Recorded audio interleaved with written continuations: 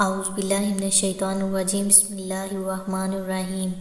رمضان کا چاند دیکھ کر آپ بھی یہ وظیفہ کر لیں۔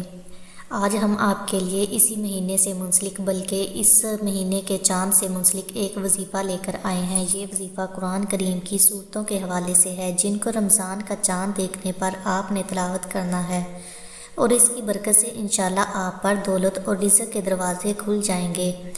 یہ وظیفہ آپ نے کیسے اور کب کرنا ہے اس کے بارے میں ہم آپ کو بتاتے چلیں کہ آپ نے ماہ رمضان کا چاند دیکھنے پر یہ وظیفہ کرنا ہے۔ یہ وظیفہ نہایت ہی آسان لیکن مجرب ہے۔ اس کا طریقہ کچھ اس طرح سے ہے، جب آپ کو کنفرم ہو جائے کہ رمضان کا چاند نظر آ گیا ہے یا آپ خود چاند کو دیکھ لیں تو پھر آپ نے ایک بار درود ابراہیمی پڑھنا ہے۔ اس کے بعد 21 مرتبہ سورۃ القدر اور 3 مرتبہ سورۃ فاتحہ کی تلاوت کرنی ہے، اور آخر میں ایک بار پھر درود ابراہیمی پڑھ لینا ہے۔ اس وظیفے کو مکمل کرنے کے بعد آپ نے ہاتھ اٹھا کر اللہ کے حضور اپنی وہ حاجات رکھنی ہے جس کے آپ طلبگار ہیں، یعنی اپنے رزق میں برکت کے حوالے سے جس کے لیے آپ نے یہ وظیفہ کیا ہے، اور اس حاجت کے لیے عاجزی انکساری کے ساتھ رو رو کر اللہ سے دعا مانگیں۔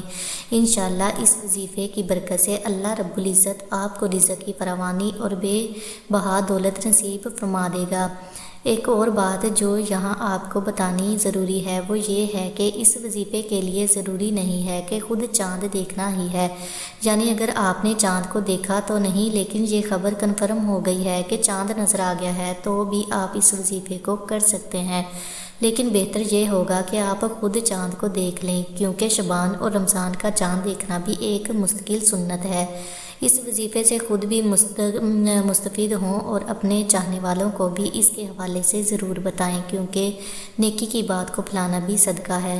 اس سے پہلے میرے پیارے بہنوں اور بھائیوں، اگر آپ نے ہمارے یوٹیوب چینل کو سبسکرائب نہیں کیا تو پلیز سبسکرائب کر دیں تاکہ ہماری آنے والی ہر نئی ویڈیو سب سے پہلے آپ تک پہنچ سکے۔ شکریہ۔